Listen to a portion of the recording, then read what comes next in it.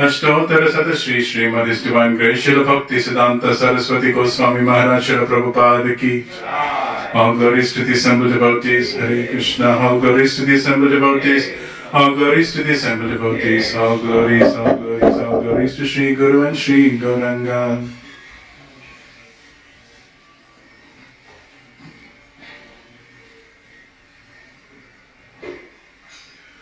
Om Namo Bhagavate Vasudevaya.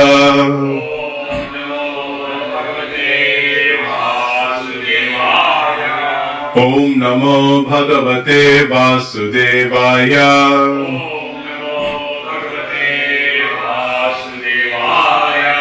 Om Namo Bhagavate Vasudevaya.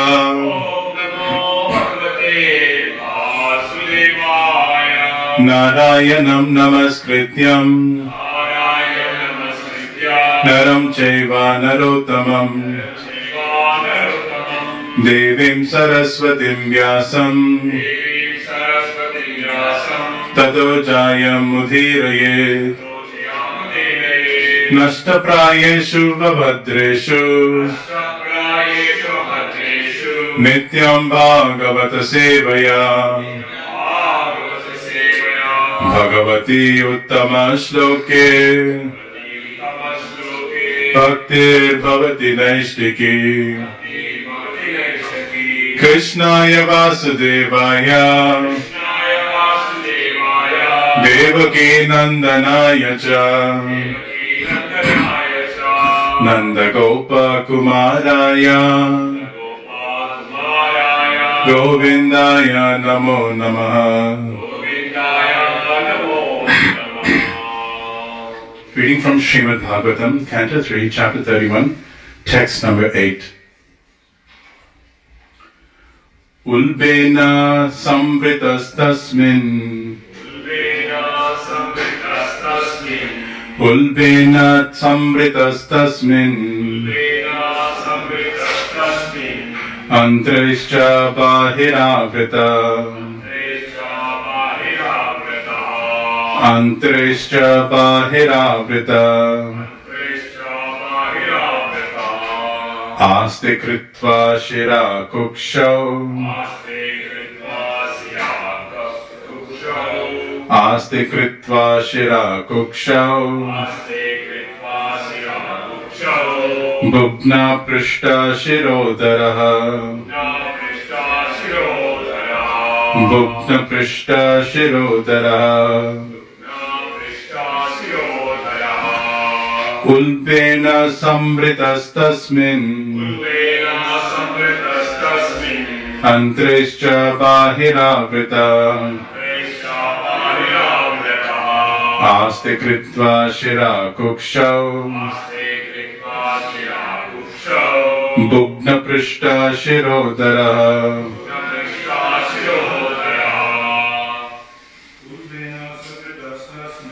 Ulvena samritastasmin Antrishcha bahiravrita Aste kritva shira kuksham Bhugna prishta shirodara Ulvena samritastasmin Antrishcha bahiravrita Aste kritva shira kukshau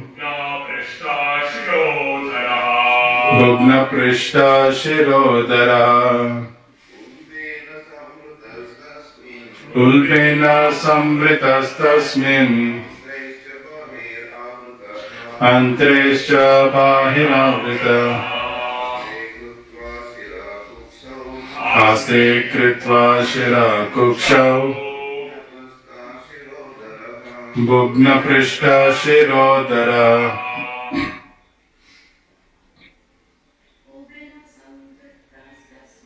Ulpena samritastasmin Antrishcha bahiravrita Ashira kuksha Bhukna Prishta Shirodara. Word for word meaning. Ulbena, by the amnion. Samvrita, enclosed. Tasmin, in that place. Antrahi, by the intestines. Cha, and. Bahi, outside. Avrita, covered. Aste, he lies. Kritva, having put. Shiraha, the head. Kukshau, towards the belly. Bhugna, bent. Prishta, back. Shiradharaha, neck. Translation and purport by His Divine Grace Srila A.C. Bhaktivedanta Swami Maharaj Srila Prabhupada. Translation. Placed within the amnion and covered outside by the intestines, the child remains lying on one side of the abdomen, his head turned towards his belly, and his back and neck arched like a bow. Purport. If a grown man were put in such a condition as the child within the abdomen, completely entangled in all respects, it would be impossible for him to live even for a few seconds. Unfortunately, we forget all these sufferings and try to be happy in this life, not caring for the liberation of the soul from the entanglement of birth and death. It is an unfortunate civilization in which these matters are not plainly discussed to make people understand the precarious condition of material existence. We will just read the verse and translation purport for text 9 also. Akalpa swanga cheshtayam sakunta iva panjare tatra labdha smritir dhaivat karma janma shatodbhavam smaram dirgam anuchvasam sharma kim nama vindate. Translation. The child thus remains just like a bird in a cage, without freedom of movement.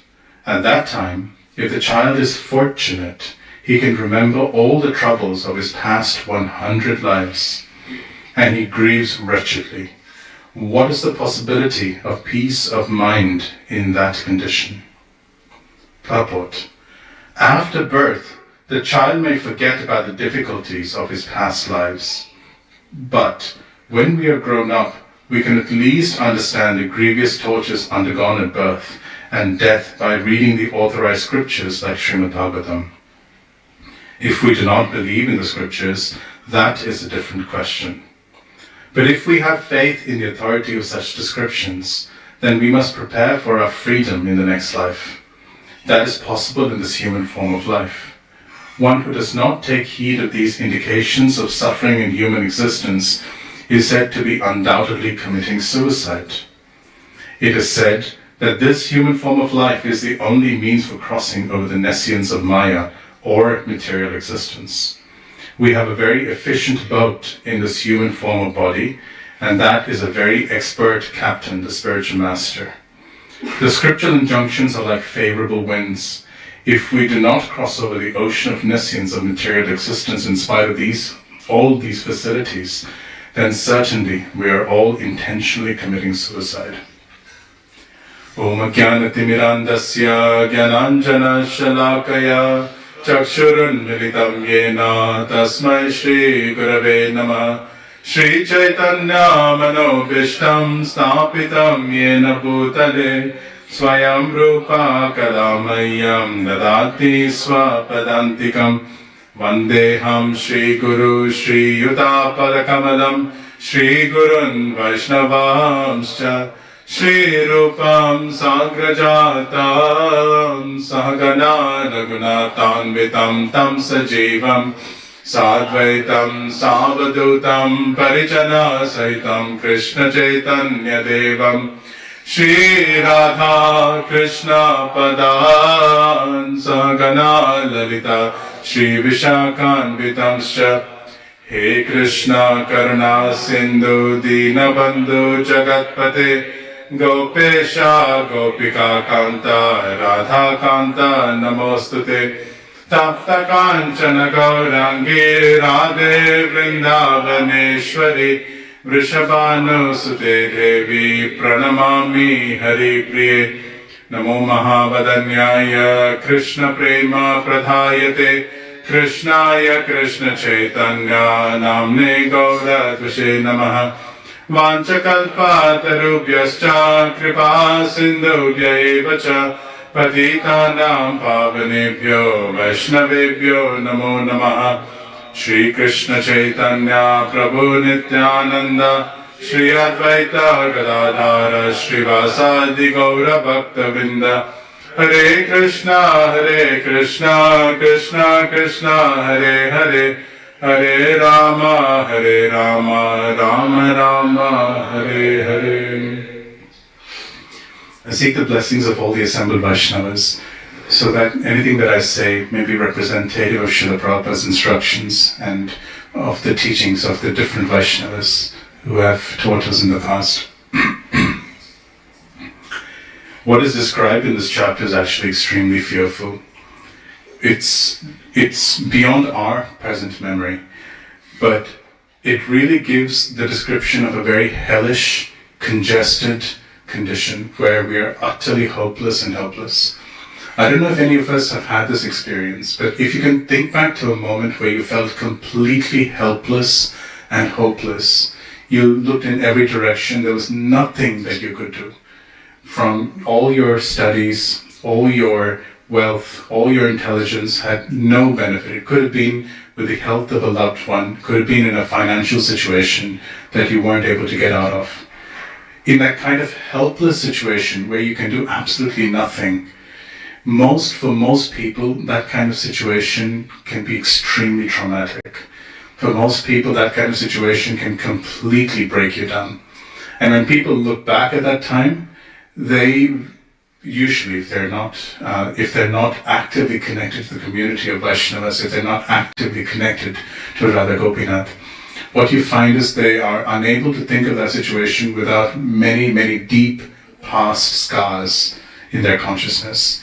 Usually, whenever they think about the future or anything to do when they're making a decision, the scars of their past very deeply influence their thought processes, their decisions in the present. It's impossible for someone in this kind of situation to forget the kind of suffering that they've gone through. And Kapila very mercifully helps us understand the suffering associated with birth. Because the Bhagavad Gita says, Janma Mrityu Jara Vyadi Dukkha Dosha Anudarshanam. One of the 20 aspects of cultivating transcendental knowledge. So if one has to cultivate transcendental knowledge, then one has to be very conscious of the difficulties, of the misery associated with birth, death, old age, and disease. Every one of us has the experience of the difficulty with old age and disease. Most of us are old enough that as we've gotten older, our joints or body has become slightly weaker. Maybe we can't digest everything that we used to be able to digest. Maybe we can't walk, run, stand up in the way that we used to be able to walk, run, or stand up. Maybe our mind has slowed down in the way we process things. Maybe our memory is no longer able to remember what we used to be able to remember. But we kind of shrug a lot of that off and just get on with life. But we are at least somewhat aware, somewhat conscious of the misery associated with becoming older.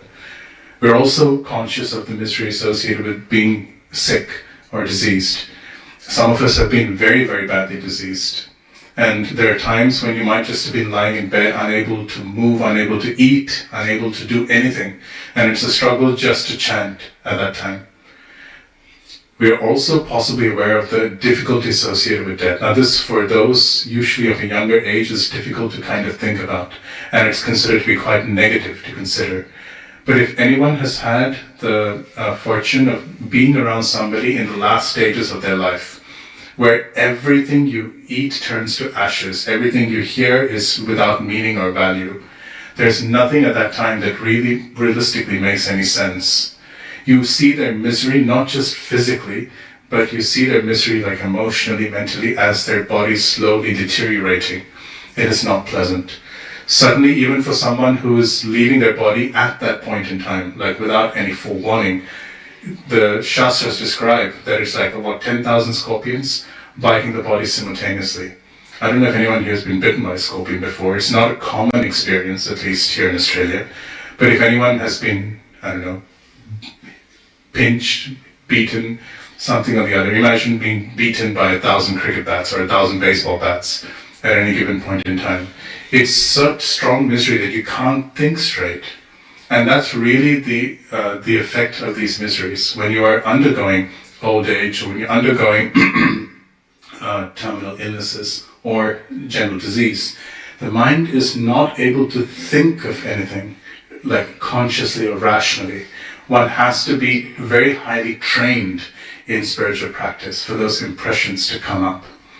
There's a saying in the Marine Corps, actually in the US, they say, we never say that we rise to an occasion, but in times of difficulty, we fall back on our actual training.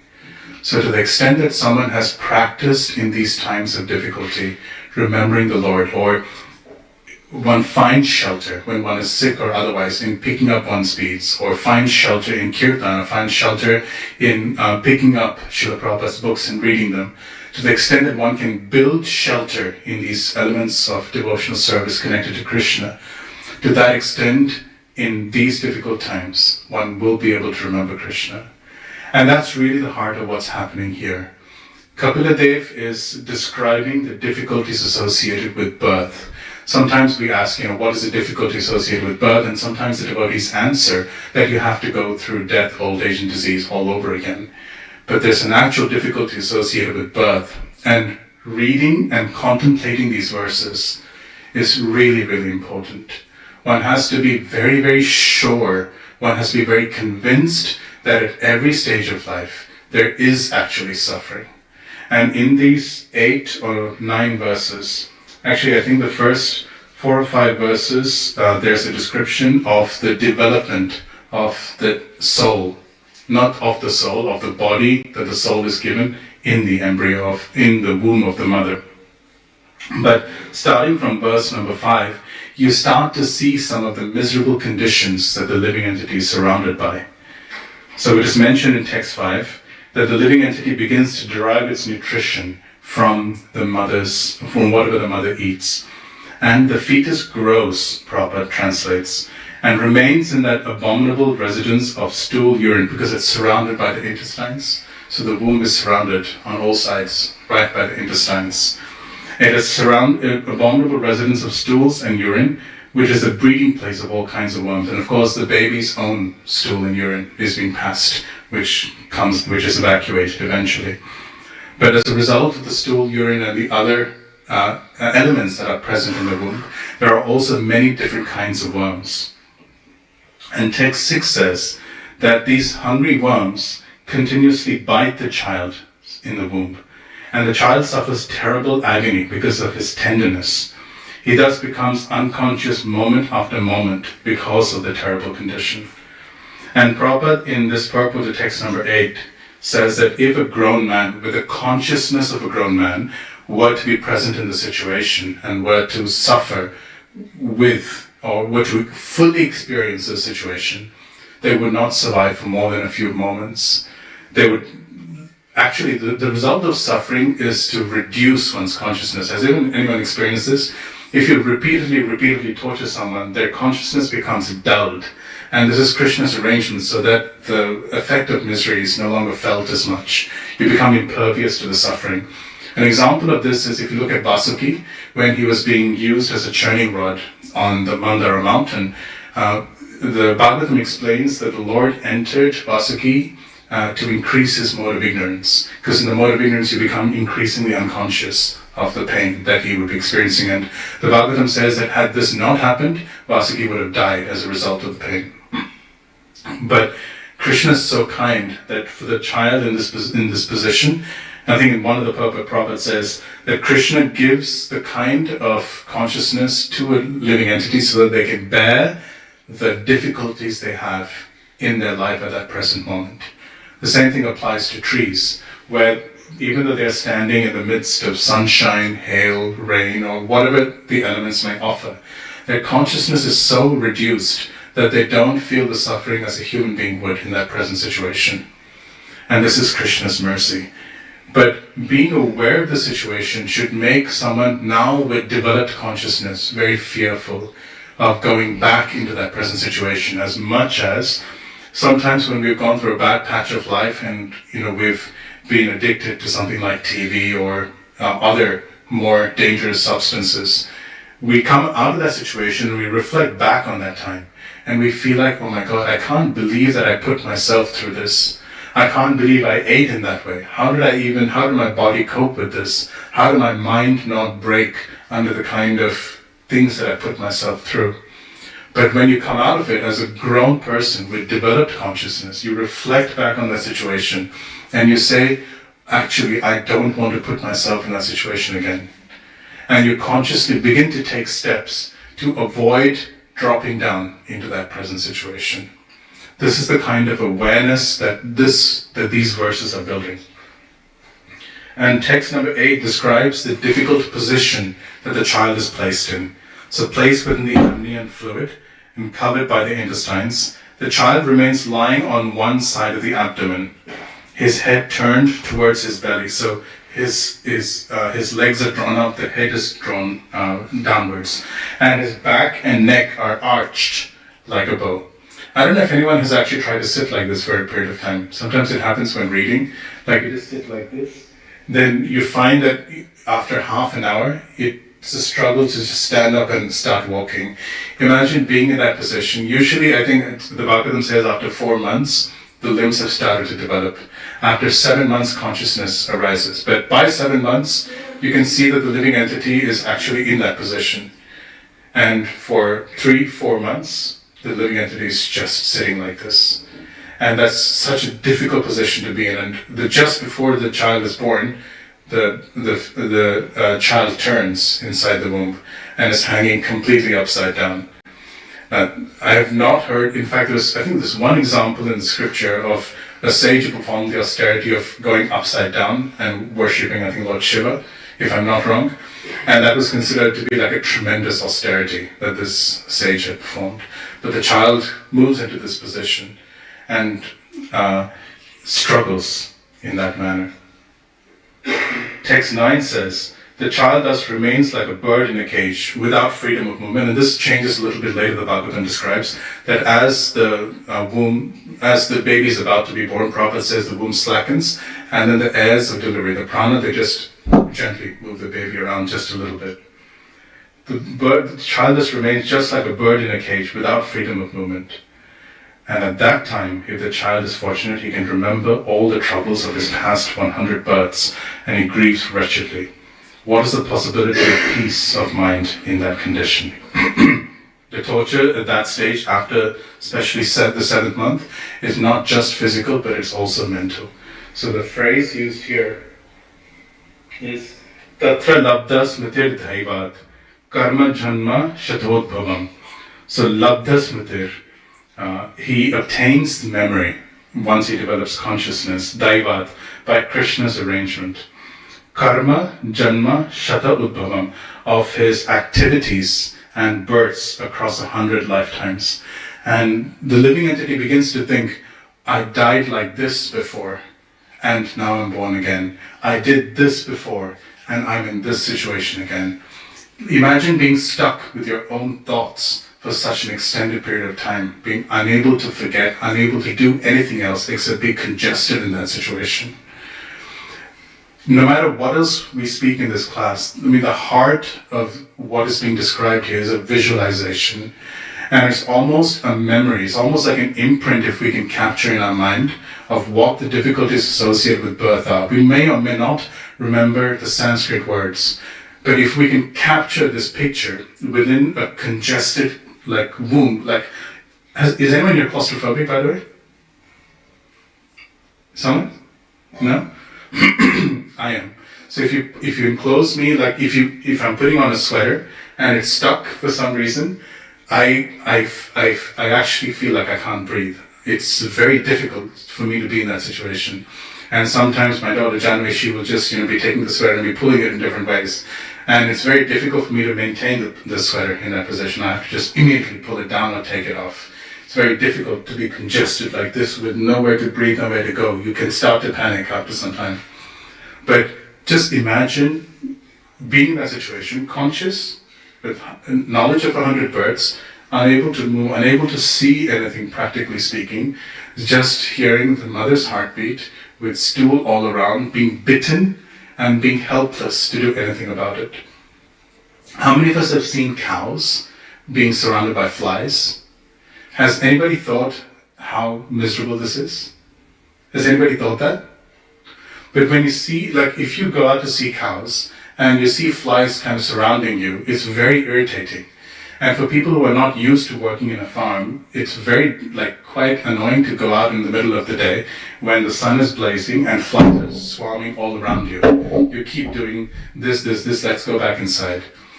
Now you see cows, now they are surrounded by their own stool. You see that the stool is kind of smeared on their rear end. All animals actually for that matter, but for some reason we have this experience with cows. You see the stool kind of smeared around their body. And then you see their tail, which is like one tiny little thing, just swishing like this, trying to take out any flies that are there.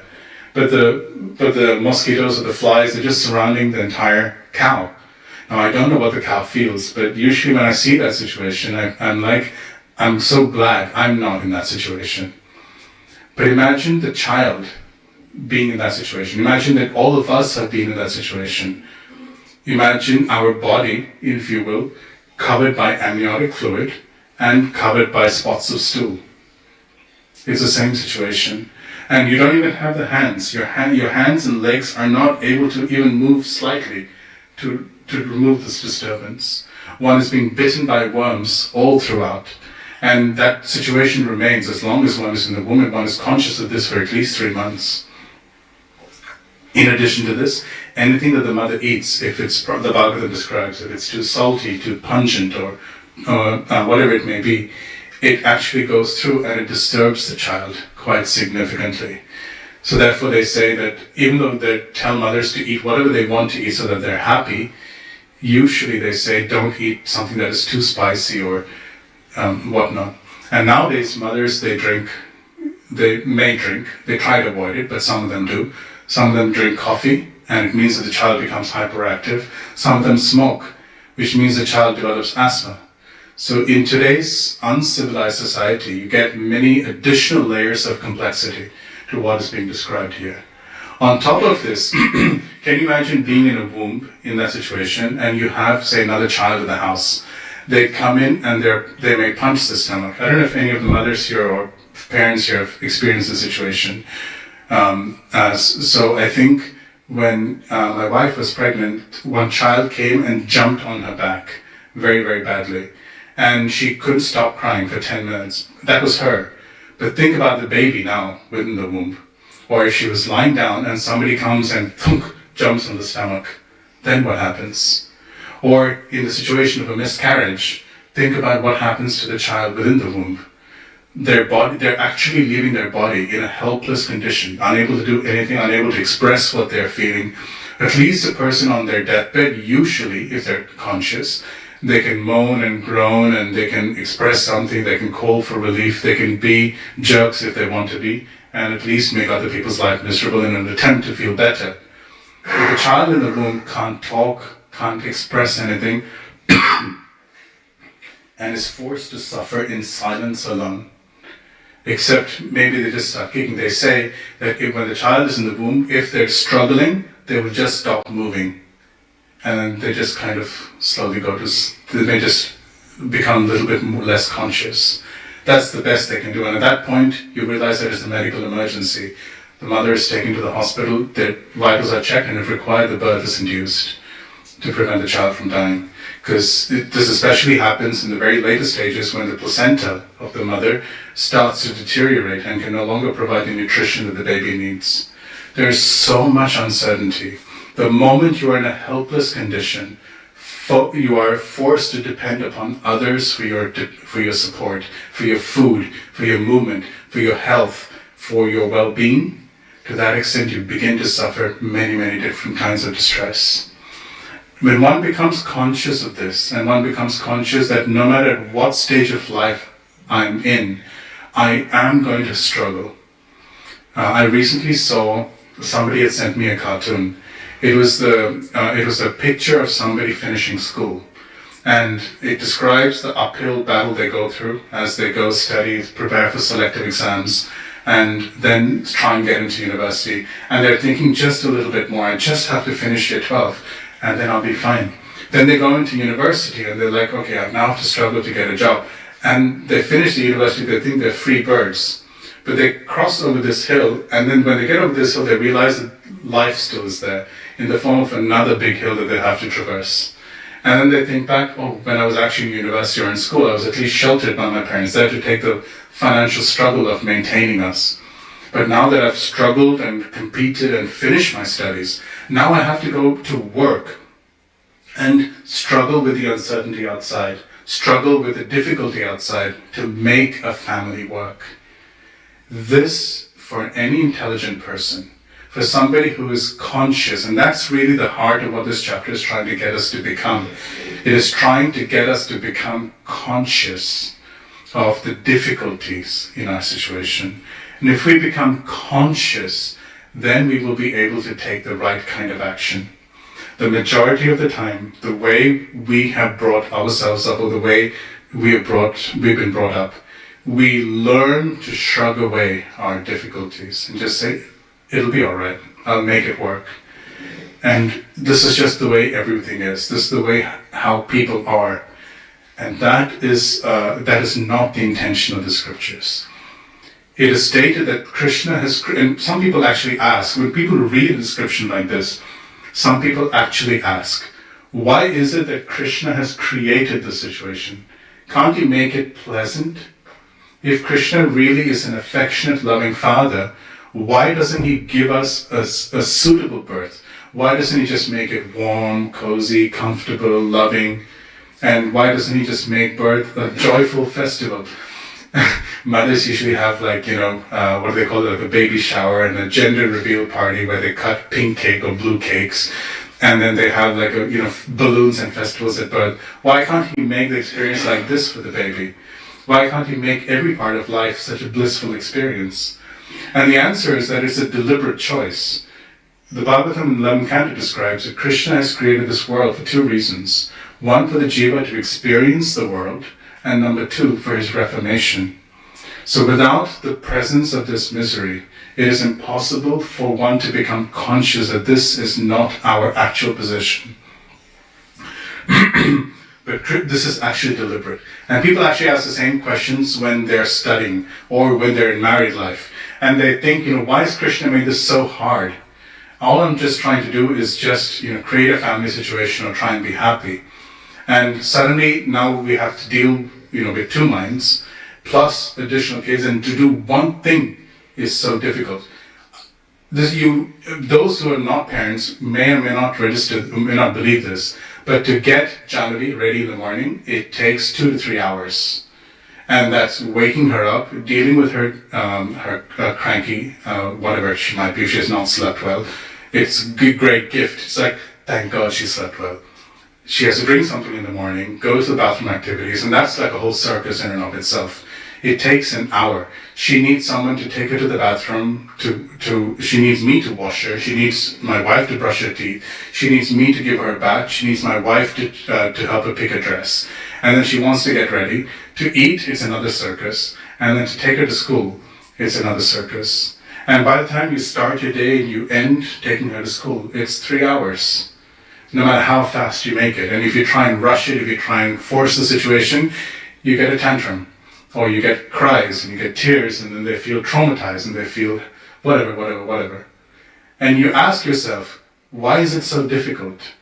I mean, most of us go to the bathroom in 20 minutes and come out, the whole thing. Why is it so difficult to raise a child in this way? Or in the context of a relationship, it shouldn't be difficult to just get things to work. But why does it take, sometimes when you argue, why does it take 5 or 6 hours to resolve an argument? This is crazy. Nobody has even thought of doing this before marriage. And before marriage, there's another kind of misery, that you're lonely, that you don't have company, and but then when you're married, there's many grihastas ask this question: why is it so difficult? Why can't it be more easy? And effectively, they're asking, why doesn't Krishna make it more easy? And the answer is, Krishna has deliberately set the system up because it is necessary for a grihasta to learn to sacrifice. The reason they're there is because they're focused on themselves. If they weren't focused on themselves, if they were focused completely on Guru and Krishna, there would be no need for them to get married. They would just serve Guru and Krishna and then leave aside the difficulties of the material world to focus on serving Guru and Krishna and take up difficulties associated with the Guru's desire. But they've chosen this situation out of their own desire to enjoy. And the Grihastha ashram is so constituted that Krishna forces difficulties and responsibilities so that the Grihastha learns how to sacrifice and to work hard. These are the two qualities that Grihasthas are required to learn. People who have never made a chapati in their life in the Brahmacharya ashram, who are accustomed, like for example, there's actually one funny example Gauranga Prabhu gives. There was this one big preacher who came to Chowpatty and from a village, and he told Gauranga Prabhu, Prabhu, I want to dedicate my life to Radha Gopinath in Chowpatty. And Gauranga Prabhu said, welcome. And he came to the ashram, and Gauranga Prabhu said, well, can you go to the kitchen and make chapatis for the devotees? And this brahmachari said, he made it for 1 or 2 days. Then he went to Gauranga Prabhu and he said, Prabhu, you don't actually know who I am. I am a very big Bhagavatam speaker in my village. Many people come to hear me. So these services anybody can do. You put me on the Vyasasan and you let me speak. You will see what I will do there. Gauranga Prabhu said, he heard him and he said, okay, you can go back to the kitchen and make some more chapatis. And so he made it for a few more days, and after about maybe 1 or 2 weeks, he left the ashram. Years later, he met Gauranga Prabhu, and he told Gauranga Prabhu, actually I should have stayed in the ashram, because now, after I got married, thinking that my wife would make chapatis and I would preach, it turns out that my wife has some difficulty, health difficulty, and she can hardly enter the kitchen and hardly roll a chapati. So I'm the one making rice, dal, chapati, sabji, and I have to make the same thing morning, in the afternoon, for my family. So at least if I'd stayed in the ashram, I would have made chapatis for 2 years, and then I would have gone on to other things. But in this situation, I have to make chapati every day for the rest of my life. Now you can ask the situation, it's almost like ironic that a Vaishnava like this was put in this situation. But is this an accident? This is a deliberate situation because Krishna has something to teach all of us. The very things that we are trying to avoid learning, selflessness, hard work, selflessness meaning sacrifice and hard work, that's what Krishna forces us to learn in that particular situation. And through this situation, Krishna gives this memory, Tatra Labda Smritir Daivat, because Krishna is seated within our heart. And he gives us this remembrance, seated within our heart, just to help us understand that maybe we should do something differently. Like, why 100 lives? Why not 1 life? So many hundreds of lives have gone through the same situation. I had parents, I studied, I worked across different occupations. Maybe, in one's past life, one had worked, hypothetically in today's terminology in IT, maybe one would think, no, I should have become a doctor, then I would have had a better life. But then through 100 lives, you kind of think you have enough experience across different occupations and different family situations, different kinds of life experiences that help you think, actually, maybe there's another kind of solution that I need to think about. And that's the kind of mercy that Krishna has. The other point that really comes out through these verses is that the living entity is dependent upon the mercy of the Supreme Lord. So there are, in the 13th chapter of the Bhagavad Gita, in text number 13, there are 4 qualities mentioned for the spirit soul. The first one is Anadi. The second one is Matpara, dependent upon Krishna. The third one, Anadi Matparam Brahma, means that the soul is very great because of possessing 8 great qualities, meaning freedom from lamentation, freedom from old age, freedom from death, freedom from hunger, thirst. Anything that the living entity wants automatically comes to fruition. There's 8 great qualities, brihad qualities, and as a result, soul in that verse is called Brahman. Anadi Mat Param Brahma, and na Sad na Asad Uchyate, meaning that he's beyond the cause and effect of the material. He's got nothing to do with the material world. So these are the qualities of the spirit soul. But among all these four qualities, the principal quality is Matparam, this dependence upon Krishna. And this quality most comes out. So when there's one very beautiful pastime in Ramanuja's Leela that describes this. So Ramanuja was writing the Sri Bhashya, and he had told his disciple Kuresha,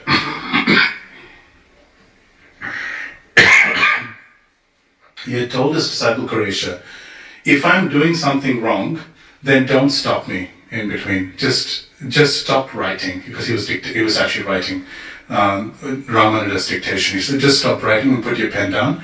I will then contemplate my words and see what I've said that is incorrect, and I will change my words. So Ramanuja came to a description of the spirit soul, and he used two words. He said, Nitya and Jnati. The spirit soul is eternal and full of knowledge. Kuresha, he stopped writing, he just put the pen down. And Ramanuja initially became irritated. He said, no, how can you say that this is wrong? Because the scriptures do say that the living entity is both knowledgeable and eternal.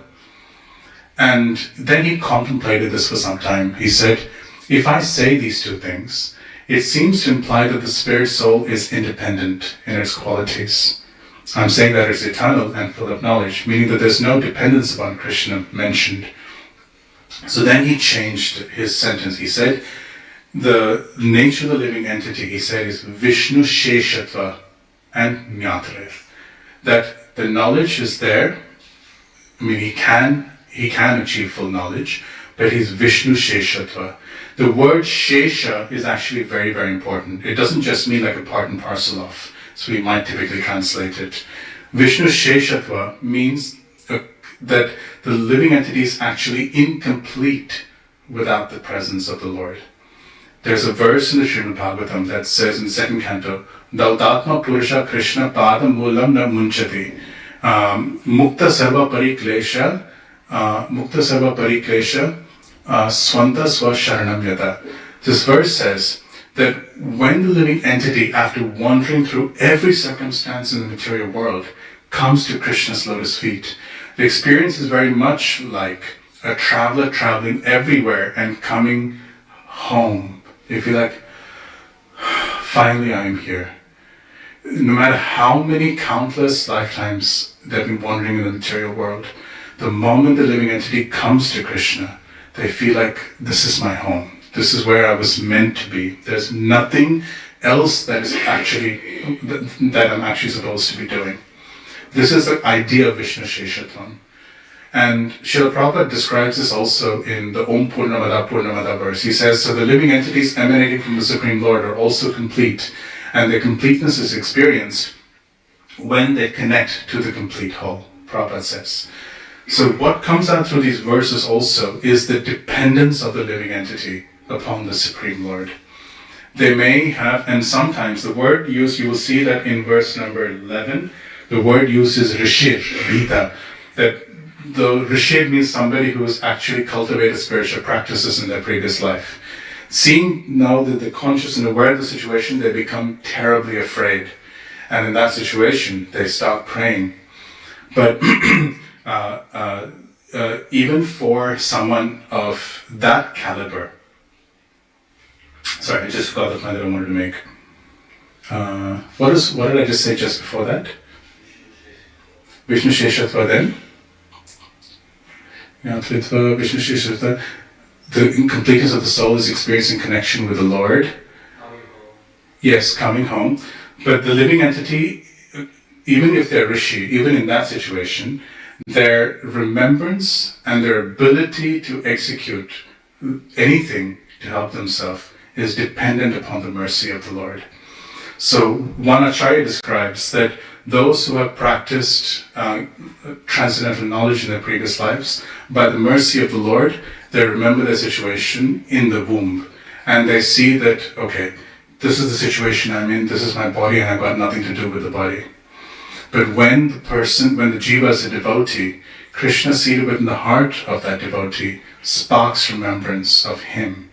And that kind of jiva is described in the Bhagavatam, where the jiva begins to pray to the Supreme Lord. It's not every jiva who prays in this way.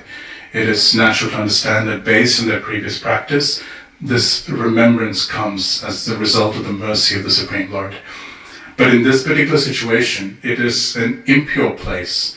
It is a place where they can't do anything to independently for themselves. And there, anything that they can do, anything that they say, anything that they remember and think is dependent upon the mercy of the Lord. And that's a second point that comes out here. The third point that comes out here is the supremacy of bhakti. So Jiva Goswami quotes this section to say that even in this present situation, devotional service can be performed. He quotes this in the Bhakti Sandarbha. And what he says is this. He says that, and I'm paraphrasing and slightly expanding, but you think about the rules and regulations and the purity required to perform certain sacrifices, or you think about the conditions of consciousness that one needs in order to practice and cultivate transcendental knowledge. None of those conditions are actually present here.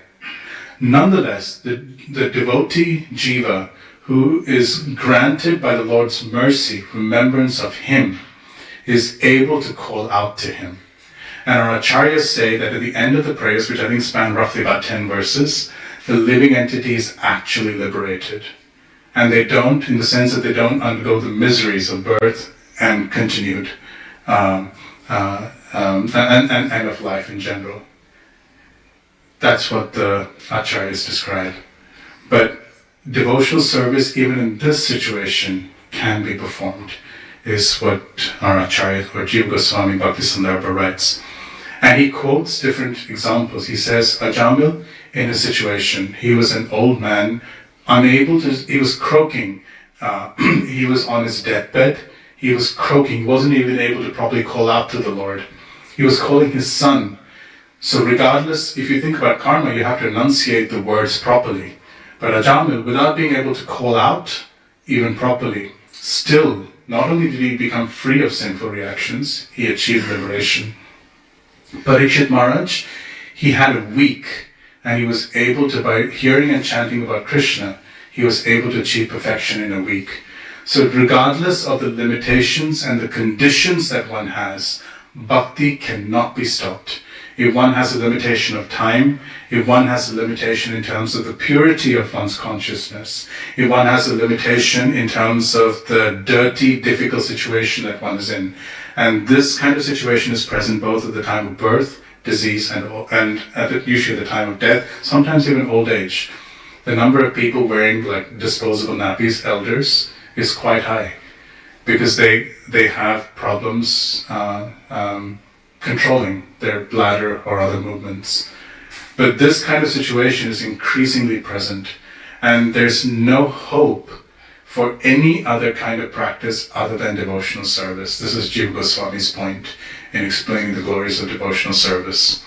So in summary, what we've described here is that these verses are intended to provide a visualization, a visual image in our mind, so that we are conscious of the difficulty that we are experiencing in one stage of our life, especially a stage of life that we may previously have forgotten.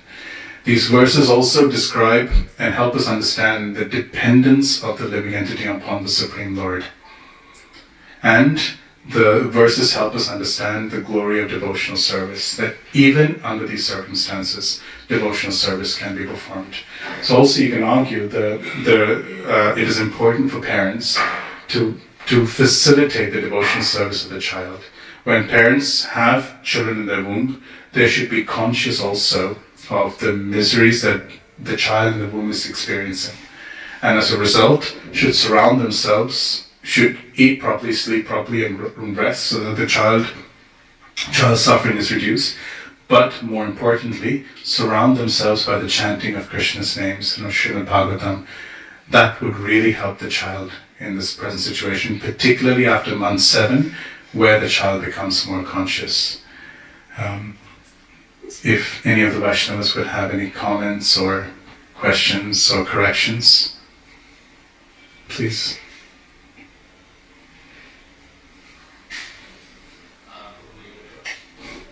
Talking about the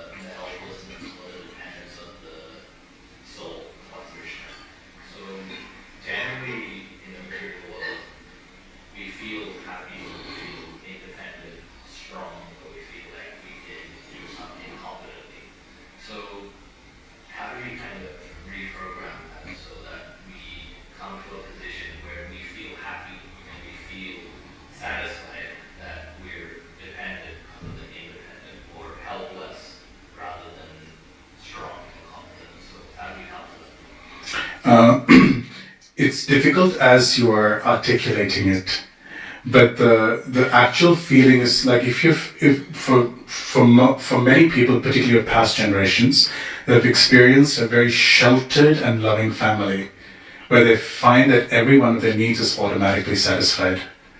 So there's a verse by Yamunacharya. He says, Bhavantam evanu charan nirantara prashanta nishesha manoratantara kadaham ekante nitya kinkara prahashriyashyami sanata jivitam. So the phrase used at the end, he says, is sanata jivitam.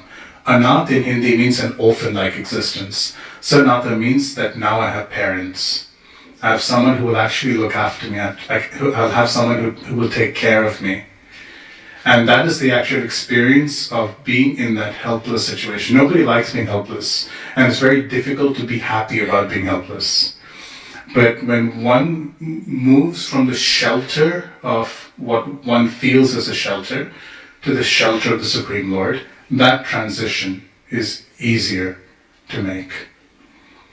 And the path of moving from one kind of shelter to another is called the path of Sharanagati.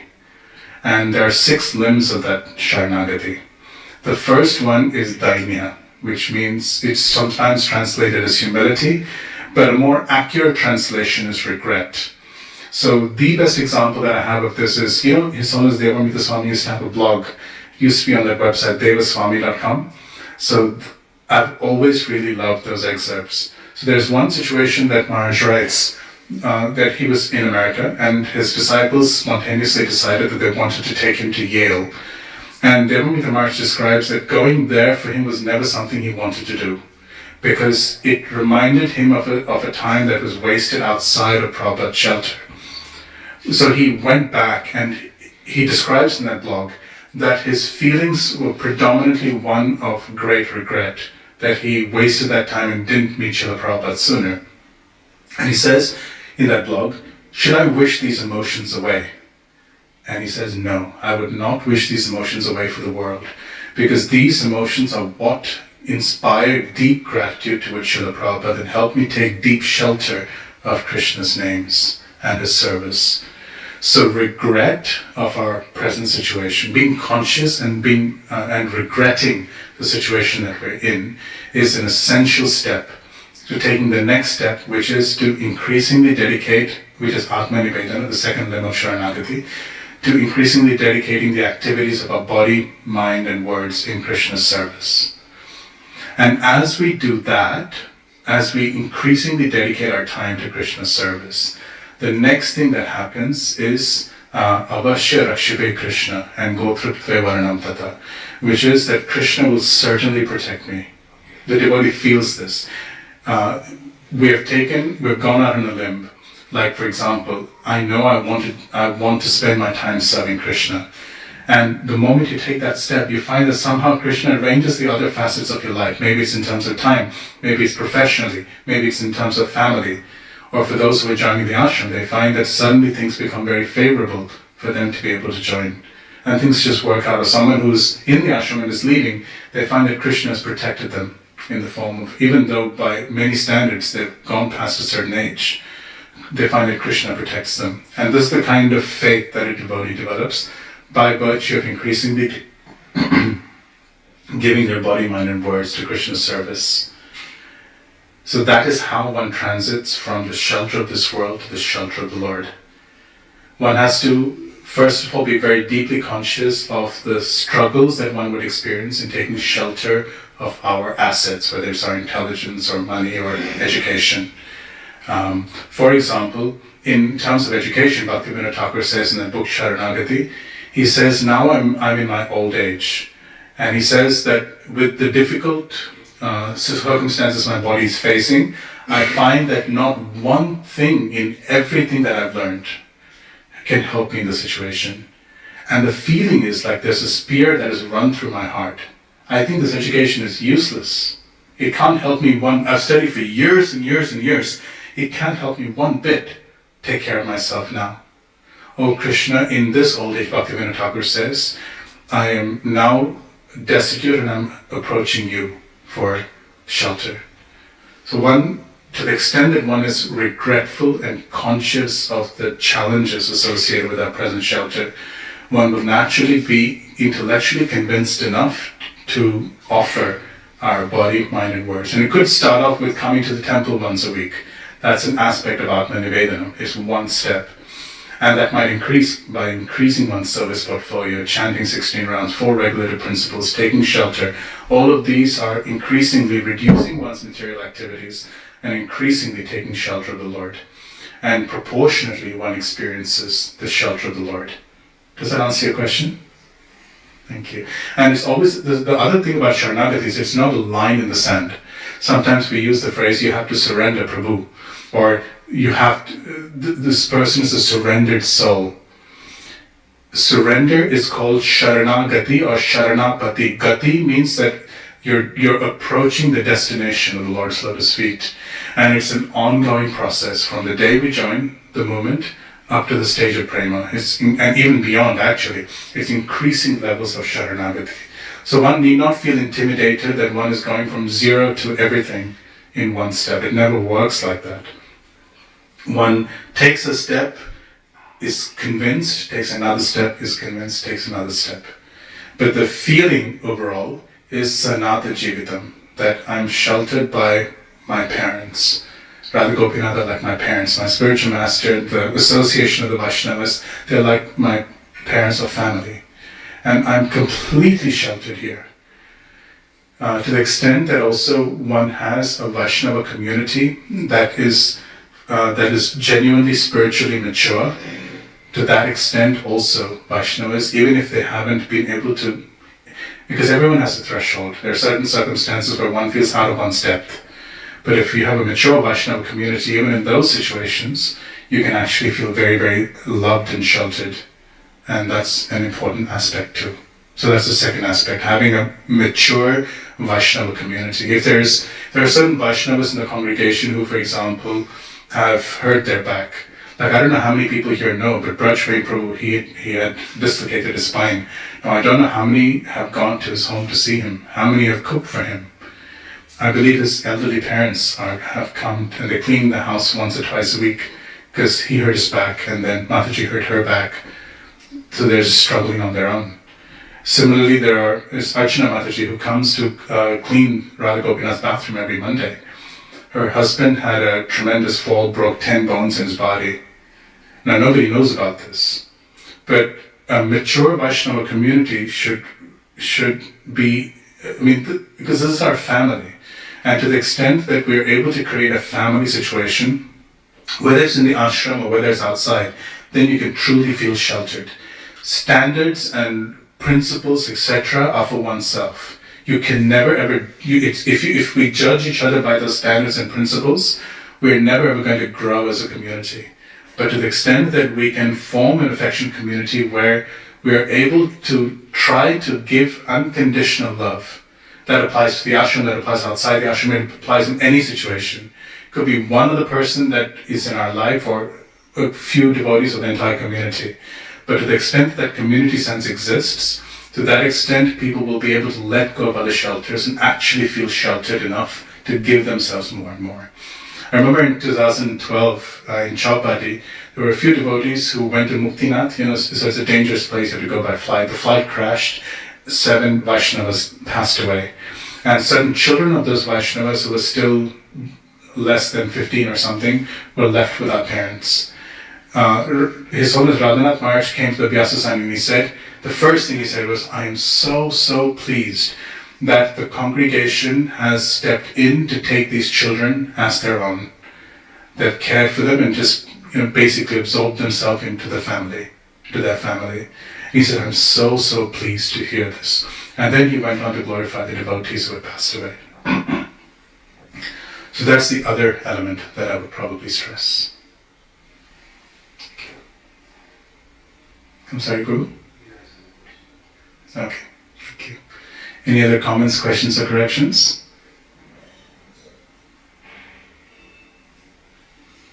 Okay. Grantaraj Srimad Bhagavatam ki, Jai Srila Prabhupada ki, Jai Nitai Gaur Premanande.